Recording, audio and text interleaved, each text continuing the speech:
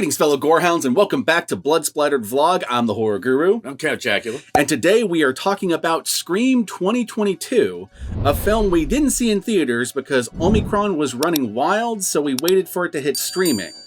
It also happens to be the fifth sequel, or technically fourth sequel, but fifth movie. Fourth sequel, it's Scream 5. Yeah. It's the fifth Scream movie. That's the point. Not including, because we're not counting none of your MTV television shows. That's a completely separate continuity, completely separate world. That's a whole other thing. Just called Scream, much like the original movie, which normally I'd be really annoyed at. Like, I didn't like it when Candyman did that, The Thing, and even the new Texas Chainsaw Massacre. I'm like, stop just giving it the original movie's name. I'm starting to get to the point where I'm like, I'd much rather it was Texas Chainsaw Massacre Returns or something, you know? Yeah, Candyman Say My Name or anything like that. Like, just some sort of, like, subtitle to differentiate it from the original movie. But in this instance, I'm actually not annoyed at it for the simple reason that this movie, this Scream movie, for those of you who don't know, the Scream movies all comment on something going on in the horror genre at the time of their filming. The original Scream was a meta-commentary on slasher movies in general.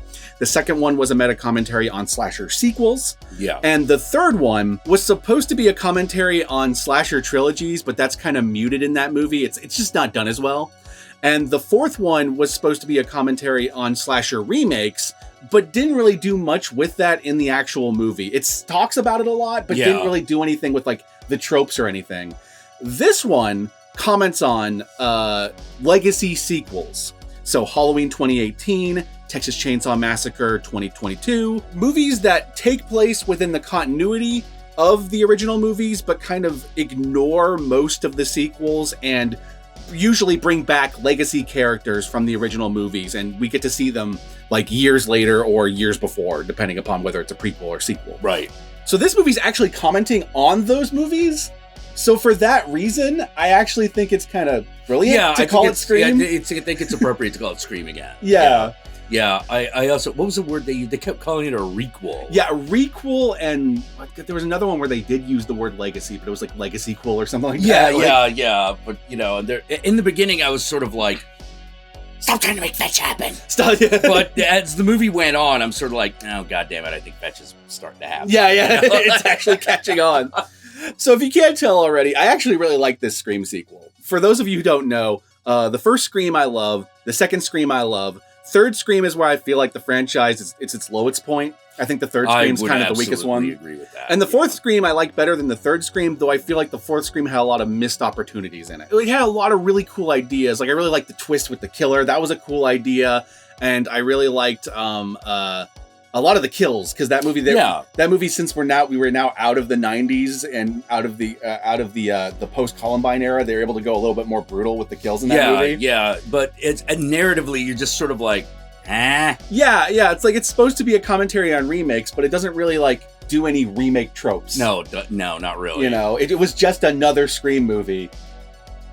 And that was it. Yeah. Whereas the third one, the reason that held together narratively, but it also had the worst twist. The worst twist. Yeah. Which is too bad, because there's some of the best screens. Like Maniac Cop 3, some of the best Maniac Cop bits are in the third movie. And in Scream, that's also true. However, the problem is it's also the worst one. Yeah. It unfortunately has like the worst. The third one has the worst twist. It also retcons the original movie in a way I wasn't really fond of. Yeah, like how much trouble can Sydney's mom actually have? Yeah. Like, I wasn't sure. I like the meta commentary on the industry itself, like the film industry. That stuff's great, and that's the part of the movie that kind of aged like fine wine. Yeah, because for those of you who don't know, Scream 3 features a plot in which a movie producer has been sexually extorting women in the film industry to sleep with him in order to get parts and in order to keep their jobs on roles in movies and shit. The movie was produced by Harvey Weinstein. Yeah, that doesn't age well. Now, from what I understand, Harvey Weinstein was not directly involved in the production of any Scream movie past Scream 1. So they basically snuck under the radar a scathing criticism of Harvey in the movie. Yeah. And no one at the time even noticed unless you were in the know. Yeah. Unless you were aware of Harvey's proclivities. So that part's aged really well. Unfortunately, there's a lot of the rest of the movie that doesn't really work very well. Like, they try to shoehorn in Randy in this really contrived way, even though he died in the previous movie. Yeah. Instead of doing what the fourth one did, which was create a new... a different Randy. A different Randy, which I thought was a better approach than just like, oh yeah, he happened to have recorded all these tapes. Yeah, that was weird. I was like the thing is that the funny thing is if they had waited a few more years when YouTube was a thing, they might have been able to get away with that. Yeah, like he was uploading all these like horror rules onto YouTube. That would have made sense. Yeah. You know, that's where the fourth one comes in, because that was made during the YouTube era, so it has a lot more of modern technology stuff. Like there's these guys who are live streaming like their stuff, and but that also didn't go anywhere. No, because they didn't really play with it. Like they didn't play with like found footage. They didn't play with any of like the tropes of the movies that they were doing, except for like one scene where like you have like a found footage light camera during a sequence. But that would have been pretty good at the time, because at the time found footage was still...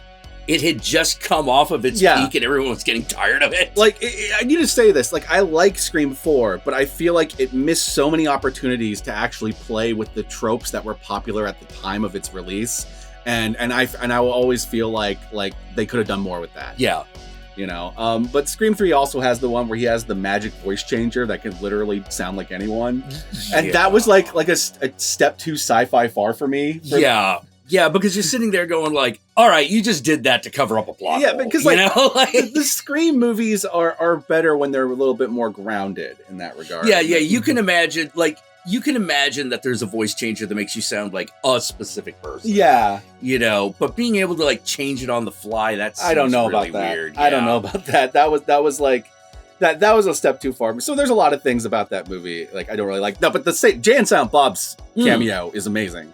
Because because they were on Miramax's dime, they were able to, well, technically Dimension's dime, but Dimension's owned by Miramax at the time. They were able to get a whole lot of Miramax regulars, like Jay and Silent Bob, to cameo. So I like that about Scream 3, but it's also like it doesn't hold together the best plot-wise. Yeah. It's like the movie industry stuff is the stuff that works, but everything else kind of just falls apart. Because like the idea that people are dying on the set of a stab movie, which is based on the events of the original movies. Yeah. That's a really cool idea. I like that. I just wish it was executed better. I had that weird sequence where Sydney wasn't sure if the killer was in her own head, and that part just felt really contrived. Because the killer was actually there, but he was using special effects to fuck with her, like he was fucking Mysterio or something. Yeah. And I just felt like that was really contrived. Well, yeah, because that's because, like you said, that's like sci-fi superhero stuff. Yeah. It's like, it's like, taking it too far out of the realm of possible. Because like that's something that you could probably have done with actual Mysterio. Yeah, exactly. You totally could have. You know, but like in a Scream movie, you're just sort of like, what? Yeah. No.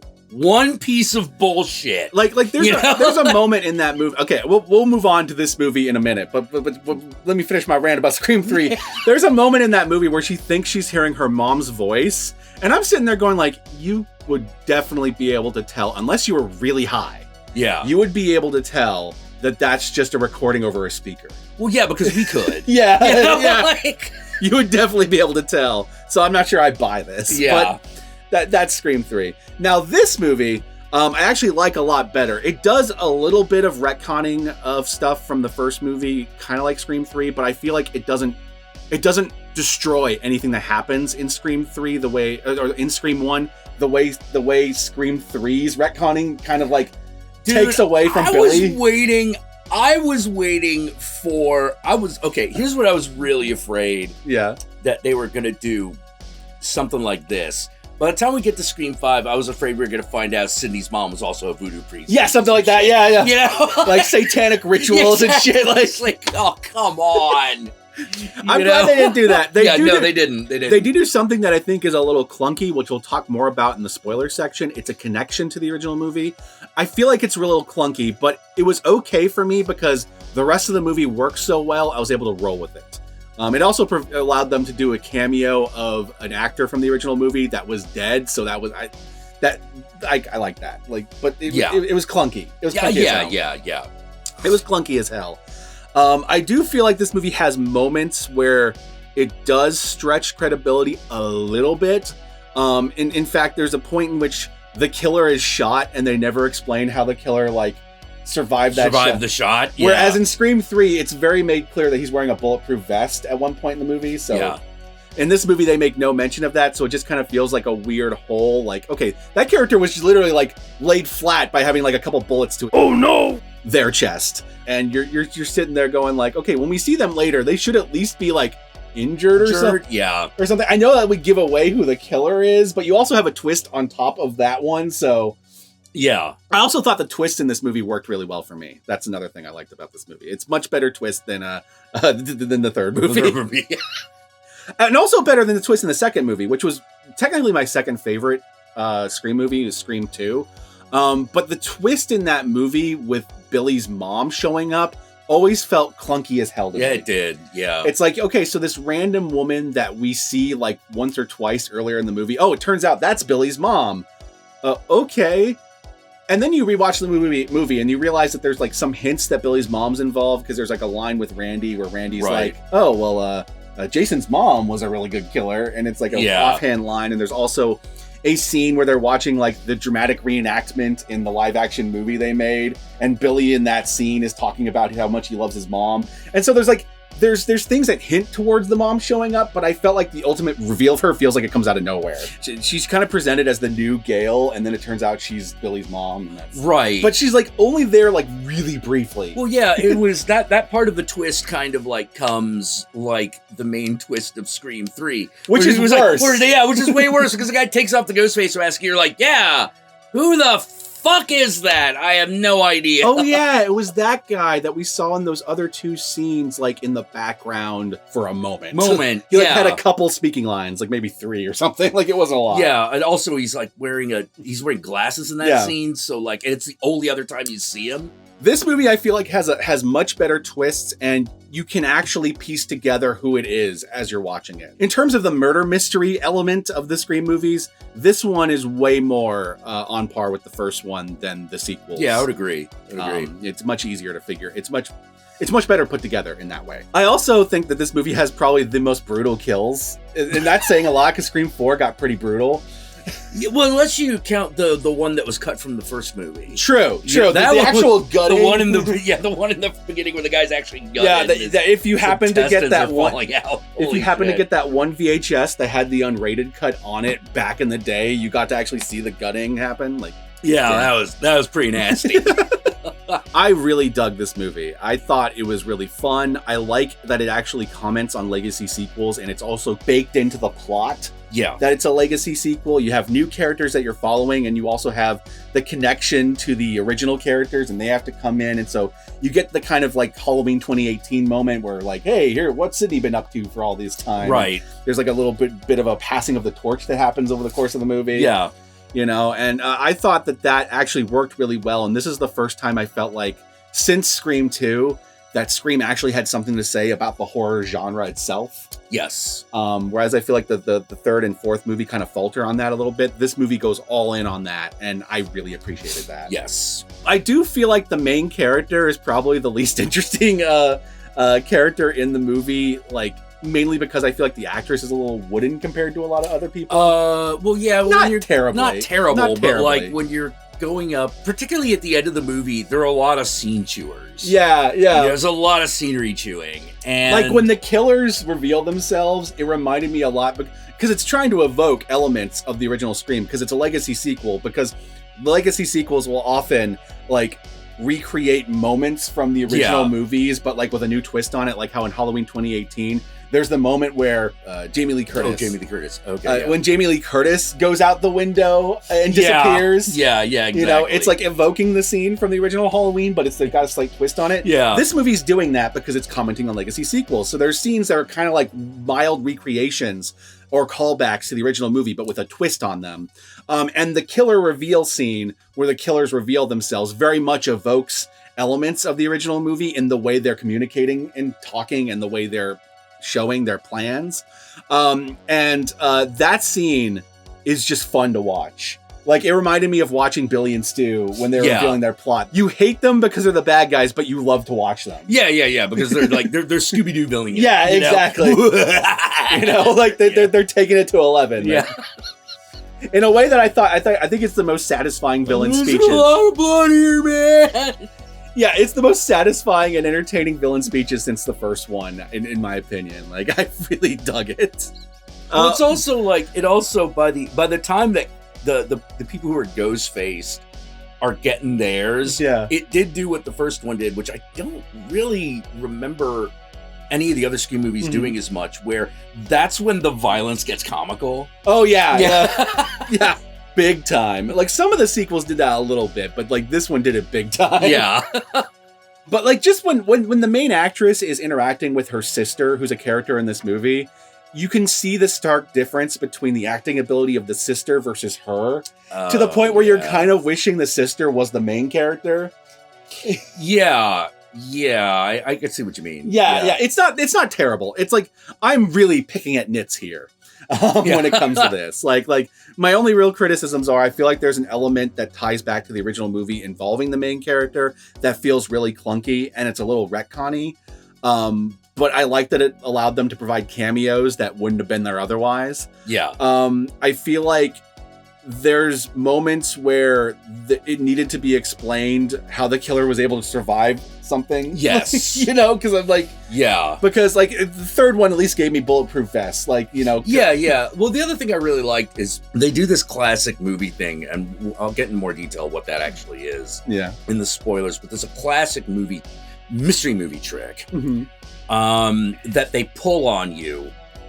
And I appreciated that, like a good mystery, by the time the reveal is about to happen, you have everything you need in order to put together. Yeah. You know, they don't, it's not like, aha, it turns out I'm your brother. Wait, what? You know, yeah. It's not like none of Scream that. 2 or 3, which had it where you couldn't completely put it together. Yeah, you were like, what? Yeah. It was like, well, someone was going to have to tell me that person Like, existed. you can put together Scream 1, but the way Scream 1 throws you off is that you're not expecting it to be two people. Yeah. Because slasher movies are generally one killer. Yeah, it's one dude, yeah. It's rarely multiple people. So the idea that it was two was the way they fucked with you. Yeah. You know, but like the second movie, there's no way you're going to be able to figure out, unless you just make a wild guess, that that's Billy's mother. Yeah. You know? Yeah, because you're like, oh, that's... You okay. can figure out that it's the other film student who's doing the killing. Yeah, that one you can figure out. Because you have Randy and then you have Randy 2.0 in the same movie. There's no way Randy 2.0 is going to be good. Exactly. You know, exactly. Like, you can figure that out.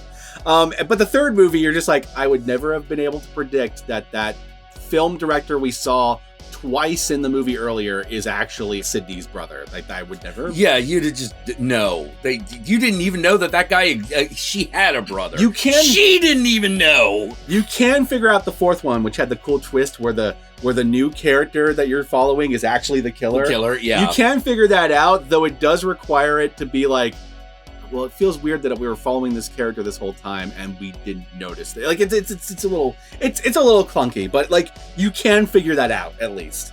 This movie, it just works. You can figure it out and you can piece it together. There are hints throughout the movie. Yeah. There's a point in which the movie basically flat out tells you who the killer is. They basically tell you to your face, and they laugh that you might not have figured it out. Yeah, because they do a lot of fucking with you. Now, there are a few moments where you're just sort of like, I don't know about that. Oh, well, what the fuck, we're in slasher world. Okay? Yeah. You know, like... To get back to my three criticisms, is my third criticism, I just feel like the main actress doesn't quite have the charisma of a lot of the other actors in the movie. And the fact that she's supposed to be like the new Sydney, like it feels like you needed someone that you can really latch on to a little bit more. But it's not terrible.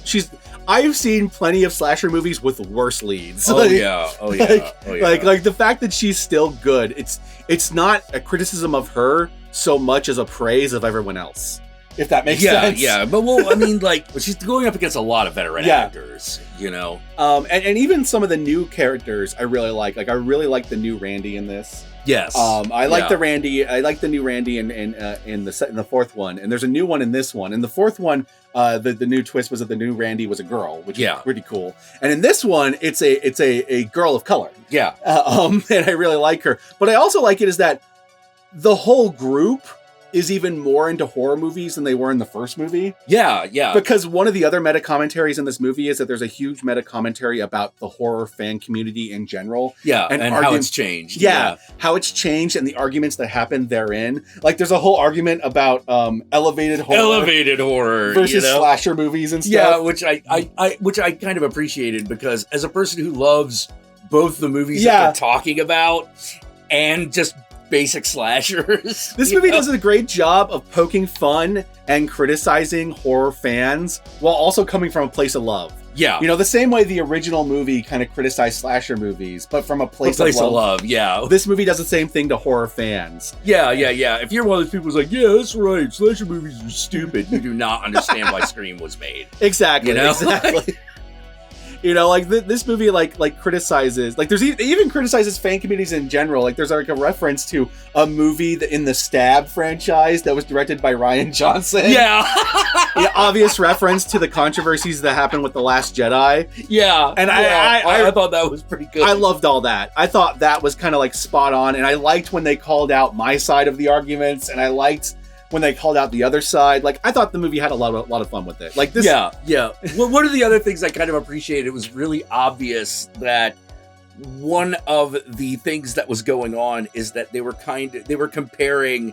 All right, so within the Scream universe, there is a series of movies called Stab, and the Stab movies are based off of the Scream movies. Yeah, they're basically a slasher franchise in the style of Friday the 13th, like a big, long-running franchise. But the difference is they're based on a true story, like Texas Chainsaw Massacre. But unlike Texas Chainsaw Massacre, they're actually based on the true story. Yeah. One of the things that happens is one of the things that I really liked is you actually get to watch some of the like classic Scream scenes.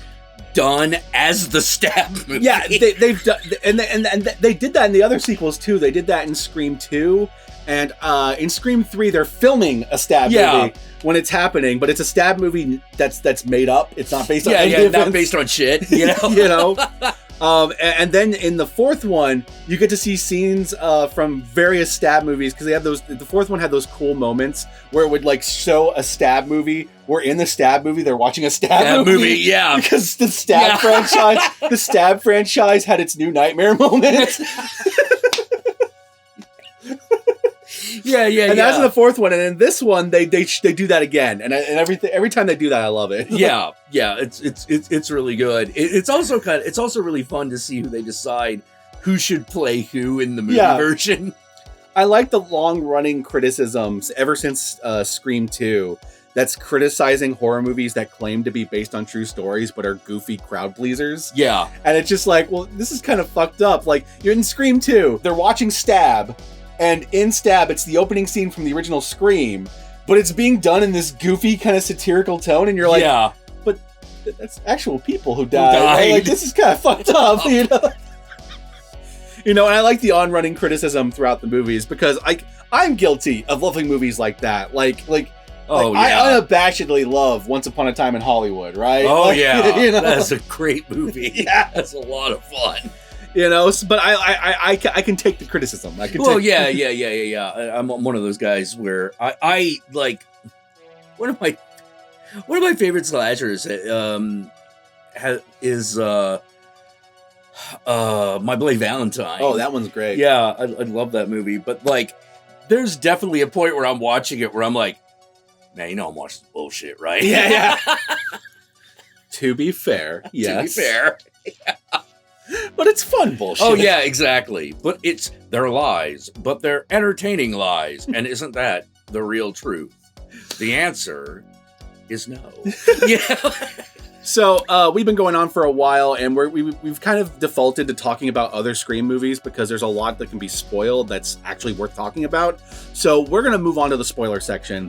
I highly recommend Scream, aka Scream 5. I think it is one of the best sequels that they've made of the Scream movies. Yeah, I agree. And it's way better than the last two, and it's more on par with 2. And in fact, might even be better than 2, depending upon how you feel. Because I've been going back and forth ever since it came out, which one I like more. It's at least as good as 2. Yeah, exactly. I would say that. It's at least as good as 2.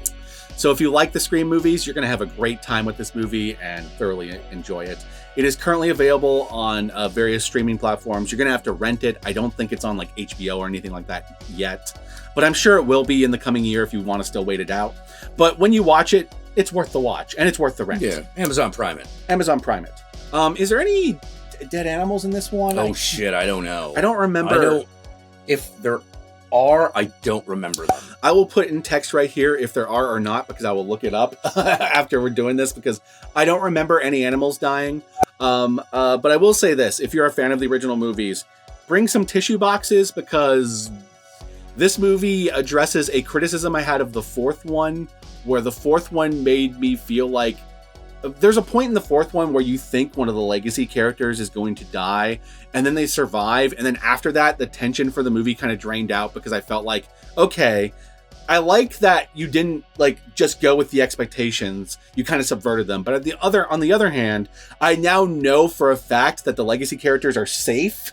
Yeah. And because they're safe, the tension is now drained out of the movie. Yeah, yeah. This movie addresses that criticism, and I'm not going to tell you how until we get to the spoiler section. But just be prepared. And with that said, my fellow Gorehounds, let us move on to the spoilers.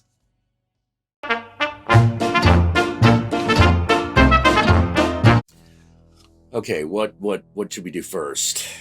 Okay, let me talk about the thing that I thought was a little clunky. Okay. Because that's a little bit of a spoiler. So one of the things you find out in this movie is that the main character you're following, because they do this cool little twist where they have an opening scene that's very much reminiscent of the original movie's opening scene. Yeah. And the argument in this one, instead of like being quizzed about like old horror movie, she's being quizzed on the Stab franchise, which she's not a fan of, because she's a fan of elevated horror and not these goofy slasher movies. And the character ends up getting stabbed naturally, and then we end up following that character's sister as our main character for the rest of the movie. And that character's sister, we find out over the course of the movie, is actually the bastard child of Billy Loomis. Yeah. That Billy Loomis slept with some girl in high school, just a one-off thing.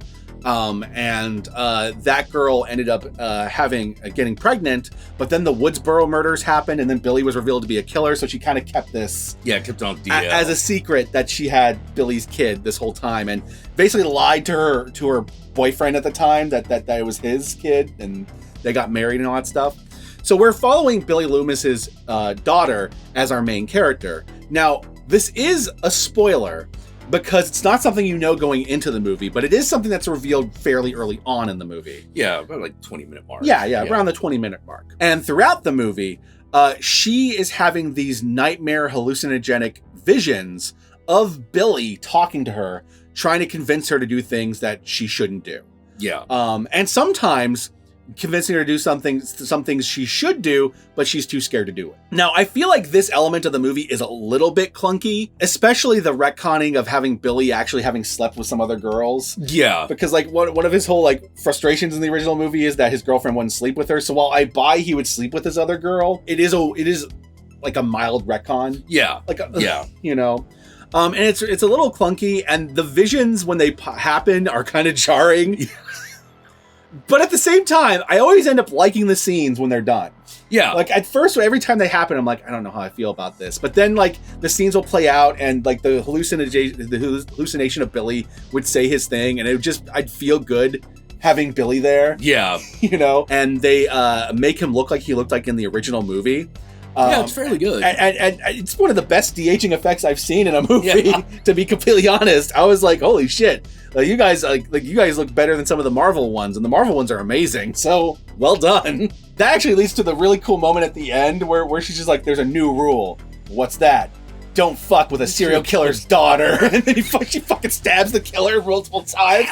Like a fucking slasher killer herself. Yeah. And I'm like, oh man, now that's an interesting commentary on the Legacy sequel. Yeah. Instead of it being the hero's daughter or son or whatever taking up the mantle that the original survival girl did, the final girl, taking up her mantle, the final girl in this is the killer's daughter. Well, it's kind of like, it's kind of cashing the check that Texas Chainsaw 3D tried to write. Yeah. It's a case where it's an idea that I really like. I really like it, and I think it's executed okay. And it's a little clunky, but it does lead to that great moment at the very end. Yeah. That kind of makes it all like worth it. Yeah, exactly. You know? Absolutely. So that's like the first real spoiler. Yeah. You know? Yeah. All right. So let's get to the second major one that a lot of people could be wondering about. Yep. All right. So who from the previous cast dies? Oh, yeah. Dewey. Dewey. My favorite character of the Scream franchise, and he bites it in this one. Yep. I'm not gonna lie, I teared up a little bit. I was like, no, not Dewey. Yeah. And he's like the mid-movie kill. The funny thing is that the movie actually comments on the way the last movie was criticized. Yes. In this movie, when it does like the fandom arguments, like there's a moment where I felt like I was being really called out as someone who didn't like that movie. Yeah. Oh, or yeah. not didn't like that movie, but thought that movie had problems. Yeah. I like one of the movie. problems was when Dewey just sort of like, oh, he's okay somehow. And you're like, wait, what? Well, it wasn't even Dewey. It was Courteney Cox. It was Gail. Oh. There's a moment where you think Gail has died, but she lives. And the moment she lives, it's not like it's revealed at the end that she lives. Yeah. It's revealed right afterwards. And when that happens, you're like, oh, okay, so none of the legacy characters are going to be in danger, right? Like, yeah. Dewey, Gail, and Sydney are safe. Yeah, and you just know that nothing's going to happen. And when you add on to that, the main character that you had been following in that movie turning out to be the killer, well, now there's no character other than the legacy characters for you to care about, so the tension's gone. Yeah, there's nothing to look forward to. The tension's kind of gone. This movie has the balls halfway through to kill off Dewey, which is what prompts Gail and Sydney to come back into town. Because at the beginning of the movie, Sydney's like, I ain't coming back to fucking I ain't going Woodsboro. to no Woodsboro. Fuck that noise. What, you're telling me there's a serial killer on the loose again? Fuck that. I ain't coming back. But the killer kills Dewey. And when Dewey dies, in a scene where he goes out like a boss. He's protecting other characters when he goes out. Like, this ain't like he goes out like a little bitch. No, it's not. He doesn't go out like a bitch. No. Like he fucking goes out like a boss. This prompts Sydney to come back into town and enter the movie. I have heard some people argue that Sydney and Gail don't have much of an arc in this movie, and there's almost no point for them to be in the movie. But here's the thing. I think that's by design. Yeah, because they're not the point. The characters we're following are the new characters. And the reason why Sydney and Gail and Dewey are even in the movie is that they're the legacy cast. Yeah. They're like Han Solo in Force Awakens. Dewey is Han Solo. Yeah. He's the one who dies in the dramatic, emotional moment that makes you care, that makes both the legacy characters care and the new characters care because they've grown to really like him. Yeah. And it makes you as the audience really care because now the character you love has died and he has passed the torch on to these new characters, which allows the other characters to come in, much like, Leia comes in Force Awakens, which he also comments on the Star Wars stuff. Because that's probably the most famous legacy sequel is Force Awakens. Force Awakens. I did love the fact that they picked on the criticism of Rian Johnson. Yeah, 100%. Because the Stab franchise at some point in the universe of the Scream movies becomes more like Saw. Well, yeah. Because they got 8 movies at this point. Because they've made a bunch of movies that are past the actual events of the movies. And they've gotten more goofier and more exploitative. And then finally, Rian Johnson came in and made a version of the Stab movies that was a criticism of the Stab movies themselves. Yeah. It was basically Scream for Scream. Yeah. Scream for Stab. It was a meta commentary on the Scream franchise itself. And the Stab fans hated it. Yeah. Which I thought was an amazing fucking commentary. Because, even though it's a completely fictional situation, you're like, oh my God, how many times has this happened in real life? Yeah. And they call out toxic fandoms, and they call out even the toxic positive fandoms, which I've been guilty of for sure. Yeah. So it's like they do a great job of hitting all the angles in this movie. And I thought that they actually handled that amazingly well. It's the best commentary since the original movie. Oh, yeah. In terms of what it does. Yeah. It's really, really smartly written. So Dewey dies. And the other big twist is the killers, really. Yeah. The killers turn out in this movie to be, spoilers if you're still watching this and haven't watched the movie, again, be warned. The killers turn out to be in this movie as in a homage to the original Scream movie, her boyfriend. Yeah. It is her boyfriend. But unlike the original movie, it's a twist because this boyfriend is presented as actually really caring and considerate. Yeah. He's not trying to force anything on her. He's constantly supporting her. There's like one moment where he doesn't want to go to the original house, but then you find out later when he's the killer, wait, you were using reverse psychology there, weren't you? Yeah, exactly. You did want her to go to that house, but you knew you had to play the role. Yep. So this guy is actually the caring, considerate boyfriend who turns out to be the killer. And then once he becomes the killer, he basically goes just straight up Stu and Billy. Yeah. Like just it has a great killer monologue. And you find out that his whole grand plan is that he is recreating a stab-like scenario like the Stab movies. Yeah. Because the best Stab movies were movies based on real events. And once the Stab movies stopped being based on real events, they lost their way. Yeah. So he is recreating a serial killer scenario like what happened in the original Scream and in the sequels. But he's recreating it in order for the Stab franchise to be good again. So he's a toxic fan who's creating events in order to make the movies good. Yeah. Which is the most absurd and ridiculous villain. Well, actually, maybe the third one has the most ridiculous villain plot, but the most absurd villain motivation in the Scream franchise. But I love it. Yeah. Well, at the point where they reveal that, you just sort of like, okay, all right, I'll give it to you. That's pretty funny. And then the other killer is the little sister's best friend. Yeah. Who at the beginning of the movie was being threatened by the killer if the sister didn't let them. Yeah. And the trick that the movie pulls is the beginning of the movie points out exactly who the killers are. Yeah. At the very beginning of the movie, there's a moment where they have this whole roundabout of like maybe you're the killer, or whatever. But there's like these moments where it emphasizes two people. And that's who it is. That's who it actually ends up being at the end. So if you're paying attention, the movie does tell you who the killers are. But what I like about it is that it throws you off, much like the first movie, as to whether it's them. Yes. One fucking quibble I have with the movie. There's one fucking quibble I have with the movie. Which is, I find myself going, I don't know if that girl could have fucking taken Dewey like that. Yeah, she does overpower him at one point. Yeah, I get that he's becoming a drunk, but he's still like David Arquette. We still like not. You're still not going to be that. It's not going to be that easy to just knock him over. Yeah. Well, that also leads into the point where in the Dewey scene where Dewey shoots her. Yeah. And she's down, and then she gets back up and starts fighting when he tries to aim for the head. And my only problem with that is that I don't mind the killer getting shot. That's happened in previous Scream movies. Right. But previous Scream movies, when that happened, they made clear that like they had like a bulletproof vest or something like that. Yeah. And like you see her and like she's perfectly fine later on. Like she's got She's got like no injuries. And they don't even indicate that she had a bulletproof vest. So I feel like all I needed was to her to come out in like a bulletproof vest or something like that. Yeah, later. Exactly. Yeah. Something like, oh, I stole it from the sheriff or whatever. Yeah. Anything. All I needed. Oh, that's another legacy character that dies. They're technically not from the first movie, but the sheriff from the fourth movie dies in this one. She's legacy because she's from one of the sequels. That's right. Yeah. That's the other thing. All the killers. Oh, and that one's brutal too. Yeah. All the people that die in this movie are connected to previous Scream movies. Yeah. Either their parents were like in the case of the main character, her dad being Billy. The new Randy, her and her twin brother are Randy's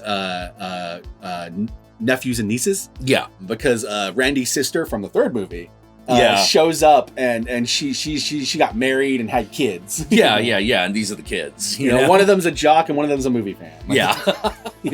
And there's various other connections throughout the movie. And then one of the characters, you don't know what their connection's going to be until you get to the end and you find out that they've moved into Stu's house. Yeah. Their house is Stu's house. Yeah, it's the house from the original movie. So all the kills at the finale of the movie are in the original Scream house. And it's great. I loved it. Oh, I love the reveal of like, I like how you can identify the interior of a house by its staircase if it has one. Oh, yeah. And so that's like how the reveal happens when the character's like, you're living in Stu's house. You're looking around, you're like, Oh shit! Yeah. We've been here the whole time and didn't notice. This leads to some really awesome moments. Like if you remember in the original Scream, there's the point where Randy is on the couch watching Halloween, and the Scream killer, the Ghostface, shows up behind him. Yeah. And he's yelling at the screen, look out, Jamie! Look out, Jamie! Which, the fact that Randy is played by Jamie Kennedy. Jamie Kennedy. So there's the meta commentary of him screaming at Jamie Lee Curtis. Yeah. But he's also Jamie. He's also in real Jamie, life. yeah. And he's like, look out, and the killer's right behind him, like, look behind you. Yeah. Behind you. This movie has a character, Randy's niece, watching the first Stab movie with the recreation of the look behind you scene. So they're like, look behind you. And she has the killer pop up behind her on the same couch from the original movie. It's meta on meta on meta on meta. Oh, man. Yeah. My biggest fear. Yeah. My biggest fear is that, like, this movie is good. My biggest fear is that people are going to try to turn everything into this. Which is because possible. I'm like, no, that's not going to work. And like even this movie is kind of riding the Halloween 2018 wave. Oh, so, yeah, like, definitely. So, like, we'll see if this will be, like, a new spark going forward, but it's possible. Yeah. I'm just a little afraid of it because there are so many movies that you could do this with where it would suck balls. I would agree Even with if you did it right, it would suck. I would 100% agree with that. Yeah, so I worry about that because this movie succeeded so well at it. It did it really well. Oh, that actually brings up like one a minor criticism I have of the movie. The killer in this movie hacks people's cell phones a lot. Which I'm actually cool with once they reveal that they're online troll fans. Yeah. The fans have done that. Like, trolls and fans get hyper obsessive, and then they'll like hack people's cell phones. Yeah, exactly. So I was able to. I'm fine with that. Like, they gave me enough of an explanation. In a post Gamergate world, that felt okay. The thing that I wish they gave at least like an actual spoken explanation for is at the beginning of the movie, the killer threatens the main character's little sister by threatening to kill her best friend, and he's like outside the friend's house in her window filming her while she's like getting her makeup on, and that best friend turns out to be the other killer. Yeah, the other killer. And my only thing is I just need an explanation of like that shot was pre-recorded. Yeah, because obviously that's how they did it, right? Yeah, it has to be. It was them pre-recording it because there's no way he could be over there in both places in her house at the same exactly. time. Yeah. It would have to have been pre-recorded. All I needed was just a line that revealed that, because the other Scream movies were really good at like explaining those things, like, oh, how did you constantly get back up? I got a bulletproof vest. Like, they'll. Well, yeah, there's always that Scooby-Doo moment, you know. And I just kind of I just needed that moment, like where she's just like, how he was outside your house, and then. Like her pre-recorded bitch. Her taking out her cell phone and playing it, like, you know, just something like that. Anyway, it's a minor criticism, but it's one of those nitpicks. It's one of the many elements that make it not as good as Scream 1, but definitely on par with Scream 2. Yeah, I would agree. So I think we've come to the end. I think we've come to the end. Movie's awesome. And I'll say this. I know that they've greenlit. They're going to make another Scream movie after this, and I'm fine with that. But I would actually be okay if, like, they just started following the new cast. Like, you did the Legacy sequel. You could have, like, maybe cameos from Gale and Sidney, but I don't think we need to. I think Sidney and Gale can, like, hang their hat up now. Yeah, definitely. You know, like, how many times can they kill a different Ghostface? Exactly. You know, like, that's what I hope they go forward with. I don't mind cameos. Yeah, no, not at all. That's fine, but I don't think it needs to be like centered around. Well, I mean, another character that they could bring back in some capacity, would be Stu. Yeah. You know, like, fucking Matthew Lillard's still around. He's still around. I mean, they found a way to bring Billy back. Yeah. It was really clunky, but he was back briefly. Yeah. You know, I even like that. Okay, as clunky as it was, I did like the scene where like Billy points to the knife on the floor in the mirror. Like, yeah. My only worry is that I don't. Okay, I'm on two minds of this because I didn't like the sci-fi elements in Scream 3. I don't know how it would feel if they went overtly supernatural. So I kind of wish that I kind of want them to stay grounded. That's probably what makes the hallucinations of Billy feel a little bit clunky to me. Is that because you're like, is he a ghost? It's that feeling that's bordering on supernatural. Yeah. He's almost a ghost, but like he does stay within hallucination territory. Yeah. And I guess the element that like he's actually helping his daughter is your sign that it's not actually Billy, it's the version in her mind, because Billy was an asshole. Oh, like, once you figure out who he really is, he was just a misogynistic asshole. Yeah. But like we don't know. Yeah, I've thought about that. I thought about like, well, what if Scream became like overtly supernatural? And I don't know. I feel like that it would start to lose what makes Scream Scream. But at the same time, how many times can you just do Scream? Then again, this movie kind of revitalized my love of Scream. Like, yeah. But I do find myself going like, what are you gonna do for a follow up? I don't know. You know, like. I don't know, but they have the cool element of her being Billy's daughter, which will always be like something they can play with. Yeah. You know?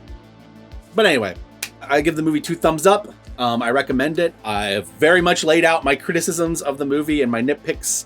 So don't at me and say that like, oh, you said the movie was perfect. I didn't. I don't think any of the Scream sequels are perfect. I think the first Scream movie is pretty perfect.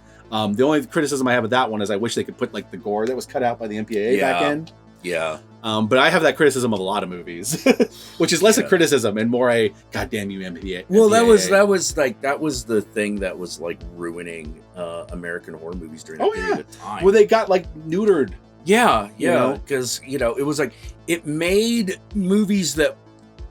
good movies less good, and it made a lot of other movies just plain flat out suck. Yeah, and like there were some good movies that survived in that era. Scream being one of them. Scream was one of them. Despite that, the remake of The Ring is another. But those are kind of the exception. One of the best things to happen to horror though was the advent of unrated home video. Yes. Because then people could release their movies in theaters, and even if they're cut down, they would release the unrated version on home video. Yeah. And these days, the MPAA has actually gotten really lax when it comes to violence, and now you can just do like crazy fucking shit. Well, yeah, because all of a sudden the MPAA has to compete with streaming. Yeah. You know? So it's less of an issue at all today. Weirdly enough, you'd think after something like 9/11, people would clamp down on violence in media, but instead they allowed more. Yeah, they did.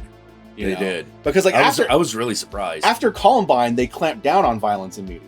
Yep. But after 9/11, they just let it loose. Yeah. They just let it happen. But that's just, history. Yeah, but they got really weird. But the thing is, like, the early 2000s got really weird about sexual content. Yes, they did. And that's because the early 2000s had the rise of American fundamentalism. Yeah. And everything was really, it was strangely, nothing to me describes, like, early 2000s movies and the environment that it all existed in, like The Passion of the Christ. Yeah. Like, that kind of tells you the ultimate everything. torture movie? Yeah, the ultimate torture movie. Yeah. You're just like, what the You're literally just watching one person get tortured for 2.5 hours. Yeah, and that's the whole movie. That's the movie.